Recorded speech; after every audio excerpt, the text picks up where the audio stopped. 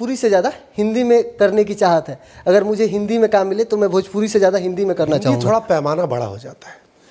अब आप कैसे आप एग्जाम्पल दे रहे हैं, स्त्री में गाया, पवन जी इससे पहले गाने अच्छे नहीं गाए थे क्या?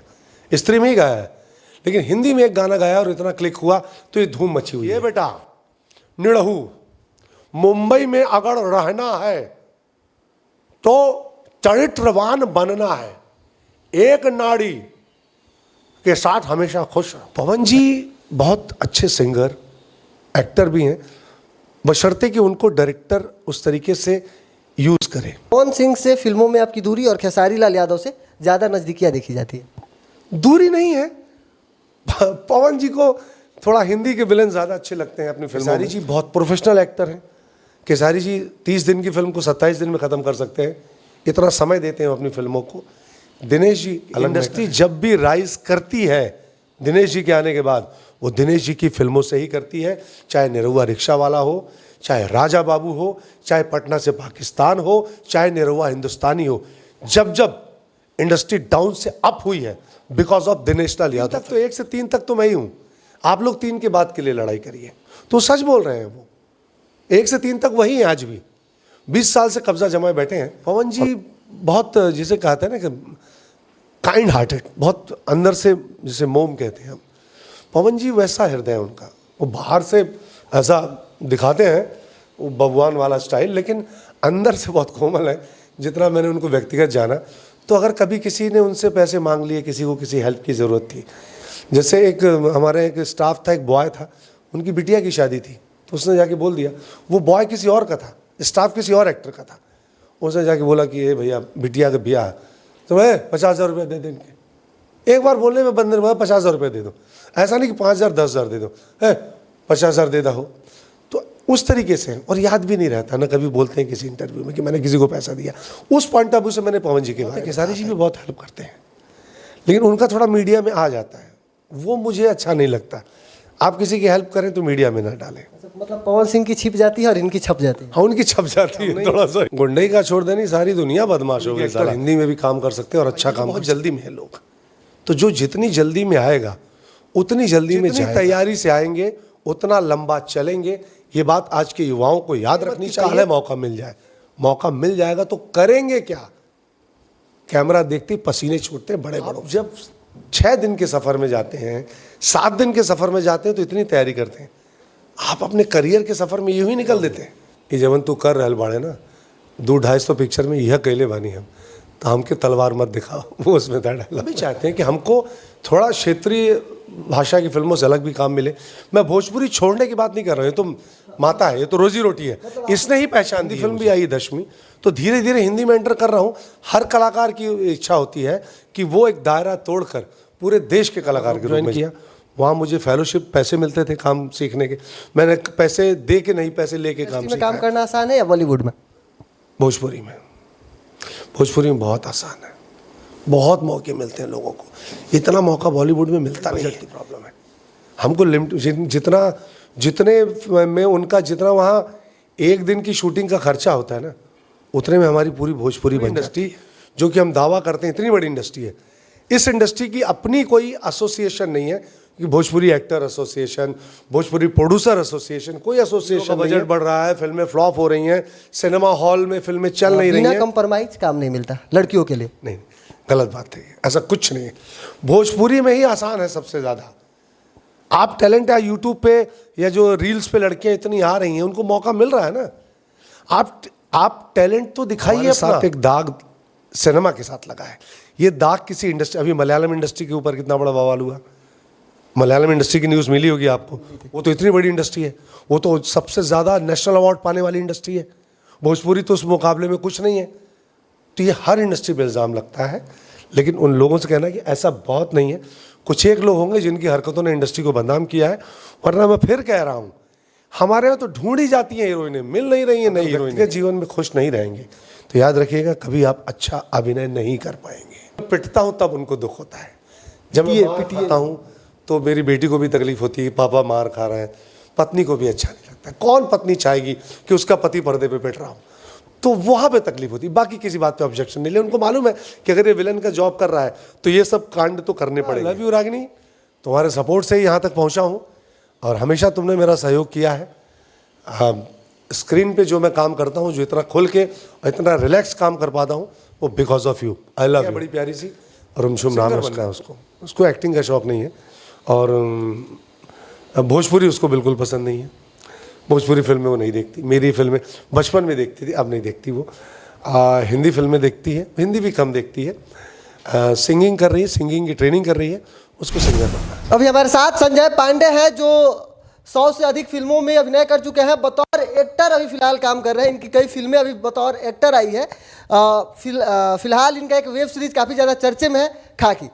तमाम सवालों पे चर्चा करेंगे, बाकी जीवन की शुरुआत के बारे में भी चर्चा करेंगे, क्योंकि ज़्यादा लोग इनके जीवन के बारे में जानने के लिए इंटरेस्टेड है। क्योंकि बीते इंटरव्यू जब मैंने किया था तो ज़्यादातर लोगों ने इनके व्यक्तिगत जीवन के बारे में सवाल करने के लिए कमेंट किया था। तो बस आज मुलाकात हो गई है पटना में एक फिल्म के शूटिंग सेट पे। तो उन तमाम सवाल हम इनसे करेंगे जो आप जानना चाहते हैं या इनके बारे में आप जानने की चाहत रखते हैं। बहुत बहुत स्वागत है। कैसे है? Thank you Anmol, thank you so much. मैं बहुत बढ़िया हूँ। सवाल शुरू करने से पहले, एक आपकी अभी एक वेब सीरीज आई थी हाल ही में, खाकी, जिसकी चर्चा खूब ज़्यादा है। हाँ, खाकी नेटफ्लिक्स पे आई है। नीरज पांडे जो कि हिंदी के बहुत बड़े डायरेक्टर हैं, उन्होंने प्रोड्यूस की थी वो वेब सीरीज़। बहुत हिट रही और मेरा किरदार भी जो था वो शेखपुरा का SHO पुलिस स्टेशन का कन्हैया, वो किरदार का नाम था। और चूँकि जब एक फिल्म या वेब सीरीज़ हिट होती है तो उसके कलाकारों को भी बेनिफिट मिलता है, वो भी हिट होते हैं साथ में। तो मुझे अच्छा बेनिफिट मिला, उससे लोगों ने जाना कि भोजपुरी के एक्टर हिंदी में भी काम कर सकते हैं और अच्छा काम कर सकते हैं। तो उसका एक लोगों की सराहना बहुत मिली मुझे उस वेब सीरीज से। कैसे क्या इसकी शुरुआत हुई, मतलब कैसे लाइनअप हुआ था या कैसे ये काम मिला था? एक्चुअली उन्हें भोजपुरी से ही एक्टर चाहिए थे, क्योंकि बैकड्रॉप जो था वो बिहार का था। जो अमित लोधा की किताब है बिहार डायरीज, उस पर बेस्ड थी वो। तो इसलिए उसमें उनका पहली शर्त यही थी कि हमको भोजपुरी के एक्टर चाहिए जो नकली भोजपुरी ना बोलें, जो हिंदी बोलें तो बिहार वाली बोलें। इसलिए उन्होंने भोजपुरी के कलाकारों को पहले प्रेफरेंस दिया। हालांकि लिया उन्होंने ऑडिशन तो 28-30 लोगों का, लेकिन भोजपुरी से 2 लोग सेलेक्ट हुए थे, मैं और सुशील जी। रवि किशन तो थे, चूँकि रवि किशन तो पैन इंडिया है, हर भाषा में काम करते हैं, तो रवि जी की तो बात अलग है। पर भोजपुरी से 2 ही एक्टर हुए थे, सुशील सिंह और मैं। और इत्तेफाक से मेरा किरदार थोड़ा लंबा हो गया था, तो वो उन्होंने ये सोचकर ही प्लान किया था कि हमको भोजपुरी के एक्टर चाहिए। हमारा ऑडिशन लिया गया था। हमारा ऑडिशन नीरज पांडे ने देखा और उन्होंने देखकर फाइनल किया था। अच्छा, एक मैंने मीडिया इंटरव्यू आपकी देखी, उसमें आप बता रहे थे कि मुझे भोजपुरी से ज़्यादा हिंदी में करने की चाहत है। अगर मुझे हिंदी में काम मिले तो मैं भोजपुरी से ज़्यादा हिंदी में करना चाहूँगा। एक्चुअली भोजपुरी में तो किया इतना कर रहे हैं, 500 फिल्में कितना करेंगे, लेकिन हिंदी थोड़ा पैमाना बड़ा हो जाता है। अब आप कैसे आप एग्जाम्पल दे रहे हैं, स्त्री में गाया पवन जी के, इससे पहले गाने अच्छे नहीं गाए थे क्या? स्त्री में ही गाया है, लेकिन हिंदी में एक गाना गाया और इतना क्लिक हुआ तो ये धूम मची हुई है। तो हम भी चाहते हैं कि हमको थोड़ा क्षेत्रीय भाषा की फिल्मों से अलग भी काम मिले। मैं भोजपुरी छोड़ने की बात नहीं कर रहा हूँ, ये तो माता है, ये तो रोजी रोटी है, इसने ही पहचान दी है मुझे। मैंने इंटरव्यू में कभी नहीं बोला कि मुझे भोजपुरी छोड़ के हिंदी करना है, मुझे हिंदी भी करना है। आपने कहा कि मतलब मुझे भोजपुरी ने नाम पहचान सब कुछ दिया, लेकिन मैं एक रीजनल लैंग्वेज का स्टार ना होके, एक कलाकार ना होके, मैं पैन इंडिया काम करना। हाँ, क्षेत्रीय कलाकार ना होके मैं चाहता हूँ, चूँकि मैं हिंदी बहुत अच्छी बोल लेता हूँ, हिंदी से ही शुरुआत की है मैंने। और अभी मेरी एक हिंदी फिल्म भी आई है 10वीं, तो धीरे धीरे हिंदी में एंटर कर रहा हूँ। हर कलाकार की इच्छा होती है कि वो एक दायरा तोड़कर पूरे देश के कलाकार के रूप में जाना जाए, वो इच्छा मेरी भी है। फिल्म से शुरुआत हुई, फिर टीवी सीरियल, फिर फिल्मों में आके फिल्मों में गैप करके फिर टीवी सीरियल करना, फिर टीवी सीरियल छोड़ के फिर एक बड़ा फिल्म हिट आपने दे दिया दिनेश लाल यादव निरहुआ के साथ, दीवाने। हाँ, एक्चुअली सीरियल तो मैं शुरू से करता था। फिल्म मिली, चूँकि भोजपुरी मातृभाषा है तो हमारे लिए आसान होता है, और भोजपुरी ने दोनों बाहें फैला के वेलकम किया, तो बिल्कुल हम सिमटते चले आए। क्योंकि भाषा से लगाव इसलिए क्योंकि माँ मेरी भोजपुरी बोलती थी, तो हम इसे बोलते हैं माँ भाषा, माँ मदर टंग बोला जाता है, इसलिए इसको कि माँ बोली, पंजाबी में कहते हैं माँ बोली। तो जब माँ बोली की फिल्म मिली तो मुझे लगा कि यार माँ बुला रही है, चलिए। और भोजपुरी वालों ने इतना प्यार दिया, यहाँ के लोगों ने, आज मैं जो कुछ भी हूँ, मतलब नख से लेकर शिख तक भोजपुरी की बदौलत हूँ। तो भोजपुरी मिलती गई, करते गए, पता ही नहीं चला करते करते कब भोजपुरी कलाकार हो गए। फिल्म में आपका डायलॉग भी था कि अभी फिलहाल आप पॉजिटिव रोल बहुत ज़्यादा कर रहे थे। हाँ। फिल्म में आपकी डायलॉग थी कि हमने गुंडई क्या छोड़ देनी, ये सब गुंडई करे लागल। वो सहरा बांध के आऊँगा मैं था, पॉजिटिव रोल था कि अरे हमने ही गुंडे का छोड़ देनी, सारी दुनिया बदमाश हो गई साला है ये लोगों के। फिर एक फिल्म में और था मेरा, वो फिल्म थी दीवाने, उसमें डायलॉग था कि हे बाबू कुछ गुंडे मुझे किडनैप करते हैं, तलवार लगाते हैं, मैं तलवार को देखता हूँ और बोलता हूँ हे बाबू ये जवन तू कर रहल बाड़े ना 200-250 पिक्चर में यह कैले बानी हम, तो हमके तलवार मत दिखाओ। वो उसमें था डायलॉग। जीवन की शुरुआत को कैसे देखते हैं, जो शुरुआती जीवन थी? शुरुआती जीवन मेरा बहुत अच्छा था। मैं कटनी मध्य प्रदेश में एक जगह है, पिताजी वहाँ जॉब करते थे, डिफेंस में थे, मैं वहाँ पढ़ता था। पढ़ाई के साथ साथ मैंने अपना एक ड्रामा ग्रुप डाल दिया था। जब मैं कक्षा 9 में था तभी मैंने अपना एक ड्रामा ग्रुप डाल दिया था, इसका नाम था संप्रेषणा। वो आज भी चलता है ड्रामा ग्रुप। उस ड्रामा ग्रुप में करते करते करते उस वक्त मैं बिहार बहुत आता था ड्रामा ग्रुप लेकर, बिहिया, आरा, छपरा और ये इन जगहों पर मैंने बहुत, डेरी ऑन सोन, इन जगहों पर मैंने बहुत नाटक किया था। ये मैं 2000 के पहले की बात कर रहा हूँ। तो ड्रामा करते करते फिर मैं भोपाल चला गया। भोपाल में परमानेंट ड्रामा ग्रुप ज्वाइन किया। वहाँ मुझे फेलोशिप, पैसे मिलते थे काम सीखने के। मैंने पैसे दे के नहीं, पैसे लेके काम सीखा है। हमें फेलोशिप मिलती थी, छात्रवृत्ति। उस वक्त 94 में 2000 रुपये महीना मिलता था। हमारी ट्रेनिंग भी होती थी, हमको पैसा भी मिलता था, हॉस्टल था हमारा। और उसको करने के बाद 98 के बाद फिर मैं मुंबई चला गया। फिर मुंबई में संघर्ष हुआ 2 साल 3 साल, वहाँ भी थिएटर किया। फिर पहली फिल्म मिली 2002 में, कहिया डोली। सीरियल पहले मिल गया था मुझे, अंतराल स्टार प्लस पे आता था। मैंने लगभग 50 सीरियल किए हैं और लंबा काम किया। अभी किया था लॉकडाउन के पहले एक सीरियल कलर्स का विद्या, वो बहुत हिट रहा। तो अब नहीं करता हूँ, अब डेट नहीं हो पाती मैनेज। पहली ब्रेक की कहानी क्या रही? पहली ब्रेक ये था कि कहिया डोली लेके आई बा, राजकुमार पांडे जी के साथ मैंने एक सीरियल किया था ईटीवी बिहार का। उस वक्त आता था ईटीवी उत्तर प्रदेश बिहार, उसमें सीरियल भी आते थे। हमारा एक सीरियल था पंचायत। राजकुमार जी से मुलाकात हुई थी और उन्होंने मुझे, मेरा ऑडिशन लिया था और उनको मैं पसंद आया, तो उन्होंने ब्रेक दिया था पंचायत में।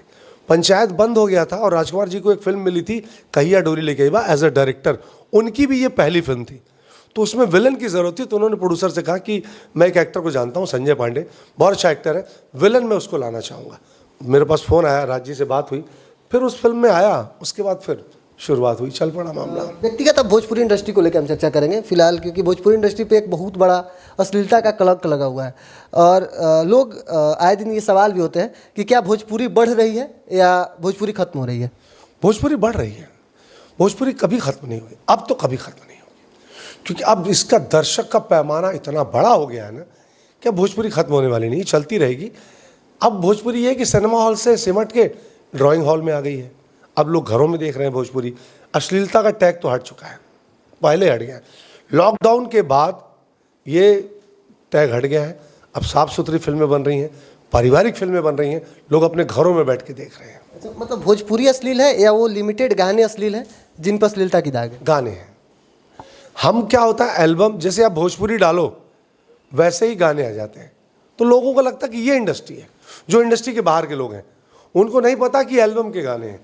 एल्बम के गानों पर सेंसर होना चाहिए, रोक लगनी चाहिए। आपने एक इंटरव्यू में कहा था कि सीख के करना चाहिए, जबकि यहाँ हमारे भोजपुरी में होड़ लगा है, जहाँ मिले वहीं करता है। हाँ, यहाँ बहुत जल्दी में है लोग, तो जो जितनी जल्दी में आएगा उतनी जल्दी में जाएगा।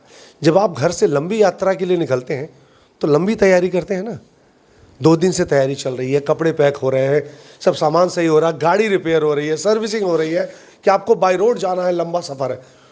आप जब 6 दिन के सफ़र में जाते हैं, 7 दिन के सफ़र में जाते हैं तो इतनी तैयारी करते हैं। आप अपने करियर के सफ़र में यूँ ही निकल देते हैं बिना तैयारी के, बस खाली मौका मिल जाए। क्या मौका करते हैं यार, मौका किससे, कितने अच्छे अच्छे मौके हिंदी फिल्मों में मिलते लोगों को, 2 फिल्म के बाद उनको कोई देखने वाला नहीं होता है। आप तो भोजपुरी की बात कर रहे हैं। जितनी तैयारी से आएंगे उतना लंबा चलेंगे, ये बात आज के युवाओं को याद रखनी चाहिए। तैयारी करिए, हड़बड़ाइए मत, जिंदगी बहुत लंबी है, ईश्वर आपको उम्र दराज करे। घबराइए मत कि काले मौका मिल जाए, मौका मिल जाएगा तो करेंगे क्या। कैमरा देखते पसीने छूटते बड़े बड़ों के, तो तैयारी करके आइए, लंबा चलेंगे। भोजपुरी इंडस्ट्री में काम करना आसान है या बॉलीवुड में? भोजपुरी में बहुत आसान है, बहुत मौके मिलते हैं लोगों को। इतना मौका बॉलीवुड में मिलता नहीं है। यहाँ हर दिन हम देखते हैं नए चेहरे आते हैं और दूसरे दिन देखते हैं चले गए वो चेहरे। भोजपुरी में बहुत आसान है काम मिलना। एक इंटरव्यू में आपने बताया कि भोजपुरी में 14-14, 15-15 घंटे काम करना पड़ता है। बॉलीवुड में मात्र 1 से 2 सीन होती है, 3 सीन होती है मुश्किल से एक दिन में। उनका बजट ज़्यादा होता है ना, हमारी बजट की प्रॉब्लम है। हमको जितने में उनका जितना वहाँ एक दिन की शूटिंग का खर्चा होता है ना, उतने में हमारी पूरी भोजपुरी बन जाती है। दिनेश जी, पवन जी, खेसारी जी की बात छोड़ दो, उनकी फिल्में ज़्यादा बड़ी होती हैं। बाकी चिंटू जी हैं, बाकी स्टारों की फिल्में तो बहुत कम बजटें बनती हैं। तो उनका एक दिन की शूटिंग का खर्चा हमारे 13 दिन की शूटिंग का खर्चा बराबर होता है। भोजपुरी में आपने एक बार बताया था और लिखा भी था, भोजपुरी में एक बार चिंतन की जरूरी है, मतलब सबको बैठ के एक बार इस पर बात करने की जरूरत है। हाँ, भोजपुरी में हमारे यहाँ कोई एसोसिएशन नहीं है। ये बहुत बड़ी आश्चर्य की बात है कि हमारे भोजपुरी इंडस्ट्री, जो कि हम दावा करते हैं इतनी बड़ी इंडस्ट्री है, इस इंडस्ट्री की अपनी कोई एसोसिएशन नहीं है कि Bhojpuri actor association, Bhojpuri producer association, कोई एसोसिएशन नहीं है। हमारे चर्चे जो होते हैं वो चाय की दुकानों पे होते हैं या किसी सेट पे होते हैं। उसे चर्चा भी नहीं कहते, उसे गॉसिपिंग कहते हैं। हम गॉसिपिंग करते हैं, हम गंभीर विषय पे चर्चा कभी नहीं करते कि ये ऐसा हो रहा है, हीरो का बजट बढ़ रहा है, फिल्में फ्लॉप हो रही हैं, सिनेमा हॉल में फिल्में चल नहीं रही हैं। इस पर कोई चर्चा की जाए, उसका कोई उपाय निकाला जाए, हमारे यहाँ कोई चर्चा नहीं होती है। अच्छा, आपने एक पोस्ट किया था एक बार, बहुत दिन पहले की बात है, कि मैं एक ऐसा रोल करना चाहता हूँ जिसमें नेगेटिव और पॉजिटिव दोनों रोल हो। डबल रोल, वो मेरे दिमाग पे एक छाप बनी हुई है। पुरानी बुलंदी थी राजकुमार साहब की, स्माइल श्रॉफ उसके डायरेक्टर थे, राजकुमार उसमें थे, राजकिरण थे, डैनी साहब से, कादर खान साहब, जीवन, ये सब लोग उस फिल्म में थे। उसमें डैनी साहब ने बाप का रोल भी किया था, बेटे का रोल भी किया था। बाप नेगेटिव, बेटा पॉजिटिव। बाप में मूछ, दाढ़ी मूछ रखी थी, उन्होंने पैच लगाया था, और बेटे के रोल में क्लीन शेप थे, ओरिजिनल डैनी साहब जैसे थे वैसे थे। वो बड़ा इंप्रेस किया था मुझे। बहुत सारे किरदार कर लिए, लगभग कुछ ऐसा मैं ये नहीं कह सकता कि कुछ बचा नहीं है, बहुत कुछ बचा है, बट वो एक बड़ी इच्छा है मेरी कि एक बार वैसा डबल रोल करूं, पिता पॉजिटिव, बेटा नेगेटिव। अच्छा, भोजपुरी में एक सवाल हमेशा खड़ा होता है, बिना कंप्रोमाइज काम नहीं मिलता लड़कियों के लिए। नहीं, गलत बात है, ऐसा कुछ नहीं है। भोजपुरी में ही आसान है सबसे ज़्यादा। आप टैलेंट या यूट्यूब पे या जो रील्स पे लड़कियां इतनी आ रही हैं, उनको मौका मिल रहा है ना। आप टैलेंट तो दिखाइए अपना। ये सोशल मीडिया पे रोज आरोप प्रत्यारोप का जो खेल होता है वो क्या होता है? ये तो हिंदी में भी लगता है, हिंदी में बड़े बड़े डायरेक्टरों के ऊपर लगा है। ये तो हमारे साथ एक दाग सिनेमा के साथ लगा है। ये दाग किसी इंडस्ट्री, अभी मलयालम इंडस्ट्री के ऊपर कितना बड़ा बवाल हुआ। मलयालम इंडस्ट्री की न्यूज़ मिली होगी आपको। वो तो इतनी बड़ी इंडस्ट्री है, वो तो सबसे ज़्यादा नेशनल अवार्ड पाने वाली इंडस्ट्री है। भोजपुरी तो उस मुकाबले में कुछ नहीं है। तो ये हर इंडस्ट्री पर इल्ज़ाम लगता है, लेकिन उन लोगों से कहना है कि ऐसा बहुत नहीं है। कुछ एक लोग होंगे जिनकी हरकतों ने इंडस्ट्री को बदनाम किया है, वरना मैं फिर कह रहा हूँ हमारे यहाँ तो ढूंढी जाती हैं हीरोइनें, मिल नहीं रही हैं नई हीरोइनें। लेकिन बड़े बड़े चेहरे भी आके इस पे बोले हैं खुल के। किस विषय में? मतलब इसको लेके कि ऐसा होता है, ऑफर करते हैं डायरेक्टर, प्रोड्यूसर, एक्टर। हमारे इंडस्ट्री में एक बात जान लीजिए, कोई ज़बरदस्ती नहीं करता है। अगर ऑफर हुआ, आप रिजेक्ट कर दीजिए ना। कोई जबरी आपके साथ कर रहा है, आप रिजेक्ट कर दीजिए, वो अधिकार तो आपके ऊपर है ना। फिल्मों में ज़बरदस्ती कोई नहीं करता। ऑफर देने वाले देते हैं, आप मना कर दीजिए, दूसरे प्लेटफॉर्म को तलाशिए, दूसरे से मिलिए। हर इंसान एक जैसा नहीं होगा। कुछ एक लोगों की बात को लेकर आप सोशल मीडिया बोल देते हैं, लेकिन पूरी इंडस्ट्री वैसी नहीं है। और अभी के दौर में रील्स को लेकर, यूट्यूब को लेकर कितने यूट्यूबर्स को इंडस्ट्री मौका दे रही है। तो ऐसा नहीं है, एक दो मतलब कहते हैं वो कहावत, एक मछली पूरे तालाब को गंदा करती है, लेकिन सारी मछलियों पे आप इल्ज़ाम नहीं लगा सकते हैं। मतलब वो एक अपवाद है, उसे इग्नोर करें। उसे इग्नोर करें, उसे इग्नोर करें, दूसरी जगह देखें, दूसरे इंसानों से मिले। हर इंसान ऐसे नहीं है। मैं जिनके साथ काम करता हूँ वो लगभग लोग, उसमें जो नई लड़की आती हैं, कोई कभी ऐसा कुछ मैंने नहीं सुना। कभी संजय पांडे को ऑफर कोई लड़की की क्या कि सर आपके बड़े पहचान है, आपके एक बहुत बड़े नाम बन चुके हैं, मुझे मौका दिलवा दीजिए, आप जो कहिए सो? नहीं, कभी किसी लड़की ने ऐसा ऑफर नहीं दिया। हाँ, ये बोलती हैं, मैसेज आते हैं मुझे कि सर मुझे काम करना है, तो मैं उनसे बोलता हूँ कि मेरे से बोलने के बजाय ये बात किसी डायरेक्टर, प्रोड्यूसर, जेन्युइन इंसान से बोलिए जो मौका दे। एक्टर किसी को क्या मौका देगा? एक्टर तो खुद ही काम तलाशता रहता है, अपना स्ट्रगल करता रहता है अपने लेवल पे। तो मैं उनको बोल देता हूँ कि आप इनसे मिलिए, इनका नंबर ले लीजिए, या जैसे आपने इंस्टा पे या फेसबुक पे मुझे अप्रोच किया है, उनको अप्रोच करिए, वो आपको मौका देंगे, काम देंगे। और हैं बहुत बहुत जेन्युइन डायरेक्टर भी हैं, और बड़े डायरेक्टर हैं, और जेन्युइन डायरेक्टर हैं, ऐसा नहीं है। ऐसे कोई नाम जो आप बताना चाहें? सबसे पहले राजकुमार पांडे जी, जिनके साथ मैंने सबसे ज़्यादा काम किया है, इज़ वेरी जेन्युइन। विशाल वर्मा, बहुत अच्छे डायरेक्टर। धीरू यादव, और सभी लोग जो हैं जिनके साथ मैं काम करता हूँ, मुझे नहीं लगता कभी इनका कोई व्यक्तिगत इनके ऊपर कोई लांछन लगा। राजकुमार पांडे जी के ऊपर बता दीजिए, कभी किसी लड़की ने लगाया कि इन्होंने मुझे ऐसा ऑफर दिया। बहुत ग्रेट आदमी है वो। सभी लोग हैं, धीरू यादव के साथ मैं इतनी फिल्में कर रहा हूँ, विशाल वर्मा के साथ हूँ, सभी लोग लगभग जिनके साथ भी किया, पराग पाटिल या जो भी आप ले, सब लोग करते हैं, ऐसा नहीं है। अच्छा, भोजपुरी का दो अभी फिलहाल के समय में बहुत बड़ा नाम है, पवन और खेसारी। इनको लेके कभी विवाद भी होता है, कभी चर्चे भी होता है, और कभी कहा यह भी जाता है कि आज के समय में भोजपुरी इन्हीं दोनों के कंधे पे टिकी हुई है। सिनेमा किसी के कंधे पे कभी नहीं होता, ये गलत बात है। तो फिर दिनेश लाल क्या कर रहे हैं? यूट्यूब पे उनकी फिल्मों के 100-100, 200-200 मिलियन व्यूज जाते हैं। वो कैसे जाते हैं? डिजिटल में वो स्टार हैं, सुपरस्टार हैं। फिल्में उनकी भी बहुत चलती हैं। सिनेमा इतनी बड़ी इंडस्ट्री है, ये किसी दो व्यक्ति के कंधे पे कैसे हो सकती है? ये टीम वर्क है, ये सबके कंधे पे होता है। कोई भी इंडस्ट्री कोई एक हीरो, दो हीरो नहीं चलाते हैं। अब साउथ में भी गिनेंगे तो कम से कम 5 नाम तो लेंगे। तो सिर्फ, और इनकी फिल्में तो कम आ रही हैं आज के दौर में, सिनेमा हॉल में कम लग रही हैं, टीवी पे इतनी फिल्में आ रही हैं, चैनल में आ रही हैं। इतने हीरो हैं, गौरव झा, जय यादव, आपके यश कुमार जी हैं, चिंटू जी हैं, दिनेश जी तो खैर हैं ही, अब कितने नाम आ रहे हैं। तो ये इस बात से मैं एग्री नहीं करता कि इंडस्ट्री किसी दो कंधे पे है। अच्छा, ये लोग मैं बड़ा का बवाल कर रहे थे उस समय। दिनेश लाल यादव निरहुआ का एक बयान आया था कि 1, 2, 3 नंबर पर तो मेरा ही फिल्म है, इसके बाद लड़ो। हाँ, वो सही बयान था वो, कि 3 तक तो, 1 से 3 तक तो मैं ही हूँ, आप लोग 3 के बाद के लिए लड़ाई करिए। तो सच बोल रहे हैं वो, 1 से 3 तक वही है आज भी। 20 साल से कब्जा जमाए बैठे हैं, और वो बहुत मेरे तो फेवरेट है, पसंदीदा है, ऑडियंस के भी हैं।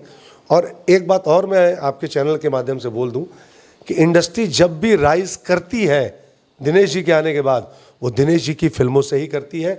चाहे निरहुआ रिक्शा वाला हो, चाहे राजा बाबू हो, चाहे पटना से पाकिस्तान हो, चाहे निरहुआ हिंदुस्तानी हो।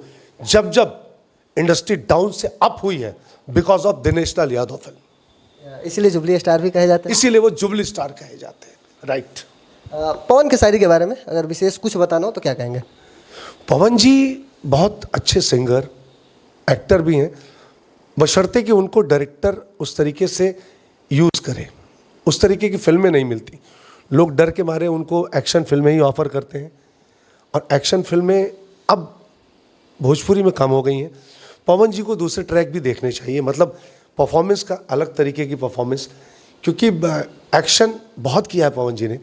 अब ऑडियंस थोड़ा इमोशनल वैसा ड्रामा चाहती है, और पवन जी कर सकते हैं, बशर्ते कि उनके पास वैसी कहानी जाए, वैसी फिल्में जाएं। खेसारी जी बहुत मेहनती एक्टर है, मैं हमेशा कहता रहा हूँ। खेसारी जी बहुत प्रोफेशनल एक्टर हैं। खेसारी जी 30 दिन की फिल्म को 27 दिन में ख़त्म कर सकते हैं, इतना समय देते हैं अपनी फिल्मों को। दिनेश जी अलग मैटर है।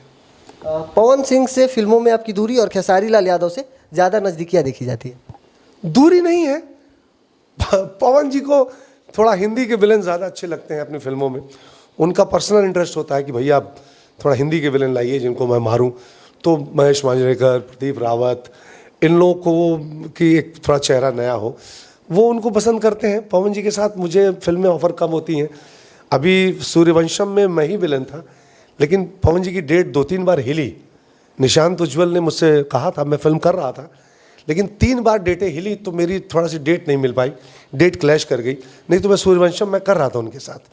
तो वैसा नहीं कि कोई व्यक्तिगत उनके साथ वो है। अभी लंदन में हम मिले थे, बहुत अच्छी हमारी बातचीत, बहुत अच्छा हुआ संबंध है मेरे, बहुत सम्मान करते हैं वो मेरा। लेकिन शायद उनको थोड़ा भारी भरकम विलन चाहिए होता है, तो वो हिंदी के विलन्स को ज़्यादा प्रेफर करते हैं। और खेसारी जी के साथ चूँकि ये है कि खेसारी जी जिस फ्लेवर की फिल्में करते हैं, और दिनेश जी और खेसारी जी का फ्लेवर लगभग मैच करता है। वो कॉमेडी अंदाज, मजाकिया फिल्में, हमारी बहुत अच्छी फिल्म आने वाली श्री 420, कमाल की पिक्चर है, और वो आपको फ्लेवर दिखेगा अलग उस फिल्म का। तो इस वजह से खेसारी जी के साथ भी उतनी नहीं है मेरी, कम फिल्में, अब ज़्यादा हो रही हैं, बीच में बड़ा गैप आ गया था। दिनेश जी के साथ ज़्यादा रही हैं। तो ऐसा नहीं कि कोई व्यक्तिगत प्रॉब्लम नहीं है। अच्छा, एक पवन सिंह के बारे में आपने कहा था कि पर्दे के पीछे पवन सिंह दानवीर कर्ण है, कहानी क्या है इसकी? दानवीर मतलब ऐसा कहा था कि पवन जी, और ये दोनों क्वालिटी, ये क्वालिटी दिनेश जी में भी है। पवन जी बहुत, जिसे कहते हैं ना कि काइंड हार्टेड, बहुत अंदर से, जिसे मोम कहते हैं हम, पवन जी वैसा हृदय है उनका। वो बाहर से ऐसा दिखाते हैं वो भगवान वाला स्टाइल, लेकिन अंदर से बहुत कोमल है। जितना मैंने उनको व्यक्तिगत जाना, तो अगर कभी किसी ने उनसे पैसे मांग लिए, किसी को किसी हेल्प की ज़रूरत थी, जैसे एक हमारे एक स्टाफ था, एक बॉय था, उनकी बिटिया की शादी थी, तो उसने जाके बोल दिया, वो बॉय किसी और का था, स्टाफ किसी और एक्टर का था, उसने जाके बोला कि ये भैया बिटिया का ब्याह है, तो भाई 50,000 रुपये दे दें इनके। एक बार बोलने में बंदे ने बोला 50,000 रुपये दे दो, ऐसा नहीं कि 5,000 10,000 दे दो, 50,000 दे दो। तो उस तरीके से, और याद भी नहीं रहता ना, कभी बोलते हैं किसी इंटरव्यू में कि मैंने किसी को पैसा दिया। उस पॉइंट ऑफ व्यू से मैंने पवन जी के बारे में कहा था ये। अच्छा, खेसारी के बारे में कोई ऐसी बात? खेसारी जी के साथ ये चीज़ें बहुत है, खेसारी जी भी बहुत हेल्प करते हैं, लेकिन उनका थोड़ा मीडिया में आ जाता है, वो मुझे अच्छा नहीं लगता। आप किसी की हेल्प करें तो मीडिया में ना डालें। अच्छा, मतलब पवन सिंह की छिप जाती है और इनकी छप जाती है। हाँ, उनकी छप जाती है थोड़ा सा ही तो उनके अपने टीम है, उनकी मीडिया टीम है जो छाप देती है। वो खेसारी जी खुद नहीं बोलते कभी किसी को कि छापो, वो ज़्यादा लाइमलाइट में आ जाता है मामला। तो मुझे लगता है कि मदद करो तो भगवान देखे, सिर्फ ईश्वर देख रहा है ना, इंसान को क्या दिखाना कि हमने किसकी हेल्प कर दी है। अच्छा, खेसारी के बारे में एक चीज़ देखते हैं, बड़ा जल्दी तिल मिला जाते हैं। नहीं, मैंने कभी नहीं देखा, कूल रहते हैं। देखिए, किसी भी एक्टर को गलत टॉपिक छेड़ोगे तो तिल मिलाएगा, तो वो बातें मत करिए आप जो उनको परेशान करें, वरना वो कभी नहीं, मतलब मैंने आज तक खेसारी जी को सेट पे कभी भड़कते देखा ही नहीं, आज तक नहीं देखा।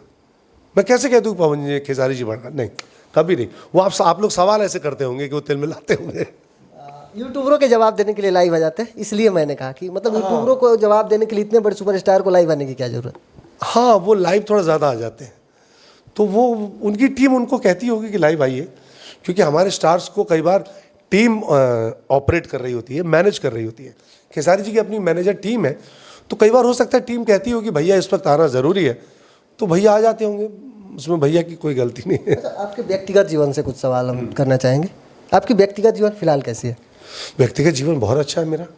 मैं रंगमंच कर रहा हूँ, थिएटर कर रहा हूँ, उसमें मेरी पत्नी भी मेरे साथ अभिनय कर रही हैं, और हमारा ग्रुप है अपना अभिरंग फाउंडेशन। और आप अगर व्यक्तिगत जीवन में खुश नहीं रहेंगे तो याद रखिएगा कभी आप अच्छा अभिनय नहीं कर पाएंगे। अच्छा, पत्नी ने कभी कहा कि आप किसी एक्ट्रेस के साथ सटेंगे नहीं, आप किसी एक्ट्रेस का बलात्कार नहीं करेंगे, या मतलब जैसे विलेन वाला किरदार है तो ऐसा सीन मतलब दिखता है कभी कभी, तो ऐसा नहीं करेंगे? वो इस बात से नाराज़गी नहीं दिखाती है, जब मैं पिटता हूँ तब उनको दुख होता है। जब मैं पिटता हूँ तो मेरी बेटी को भी तकलीफ होती है, पापा मार खा रहे हैं, पत्नी को भी अच्छा नहीं लगता। कौन पत्नी चाहेगी कि उसका पति पर्दे पे पिट रहा हो, तो वहाँ पे तकलीफ होती है, बाकी किसी बात पे ऑब्जेक्शन नहीं ले। उनको मालूम है कि अगर ये विलन का जॉब कर रहा है तो ये सब कांड तो करने पड़ेंगे, इससे कोई तकलीफ नहीं उनको। भाभी जी अगर इंटरव्यू देख रही हैं तो क्या कहेंगे उनके लिए? और उनके लिए कहूँगा लव यू रागिनी, तुम्हारे सपोर्ट से ही यहाँ तक पहुँचा हूँ, और हमेशा तुमने मेरा सहयोग किया है। स्क्रीन पे जो मैं काम करता हूँ, जो इतना खुल के और इतना रिलैक्स काम कर पाता हूँ, वो because of you. I love you. कितने बच्चे हैं आपके? एक बिटिया बड़ी प्यारी सी, रुमझुम नाम है उसका। उम्र क्या होगी? 17-18 साल की हो गई है, वो इंटर में है, 20 साल। क्या बनेगी? सिंगर बनना है उसको एक्टिंग का शौक़ नहीं है, और भोजपुरी उसको बिल्कुल पसंद नहीं है। भोजपुरी फिल्में वो नहीं देखती, मेरी फिल्में बचपन में देखती थी, अब नहीं देखती वो। हिंदी फिल्में देखती है, हिंदी भी कम देखती है। सिंगिंग कर रही है, सिंगिंग की ट्रेनिंग कर रही है, उसको सिंगर बनना है। बॉलीवुड नहीं, हाँ मतलब एक एल्बम निकालने अपने गायकी के, और प्राइवेट एल्बम जैसे आज के उसमें बैंड बनाते हैं लोग और सिंगर आ रहे हैं, उसका इंटरेस्ट उस तरफ थोड़ा है। तो अभी तो पढ़ाई कर रही है, फिर म्यूज़िक सीखेगी, फिर आगे देखते हैं क्या होता है। अंततः जाते जाते क्या संदेश होगा भोजपुरी ऑडियंस के लिए? भोजपुरी ऑडियंस के लिए यही संदेश है कि अच्छा सिनेमा आप लोग देखिए, सराहिए। आप लोग देखते हैं इसीलिए हम काम करते हैं। अश्लीलता बिल्कुल हट चुकी है फिल्मों से, बिल्कुल हट चुकी है, मैं दावा कर रहा हूँ इस बात का। और एल्बम और सिनेमा को कनेक्ट मत करिए, टू डिफरेंट थिंग्स। तो प्लीज़ अच्छी फिल्मों को सराहिए, अपना प्यार दीजिए। कोई डायलॉग हो जाए जाते ज़्यादा डायलॉग वही है निरहुआ हिंदुस्तानी का, और झारखंडे का जो हिंदुस्तानी 3 में है कि ये बेटा निरहू, मुंबई में अगर रहना है तो चरित्रवान बनना है, एक नाड़ी के साथ हमेशा खुश रहो। थैंक यू, बहुत बहुत धन्यवाद। थैंक यू अनमोल। बहुत बहुत धन्यवाद। हमारे साथ संजय पांडे जी थे, देखने के लिए बहुत बहुत धन्यवाद।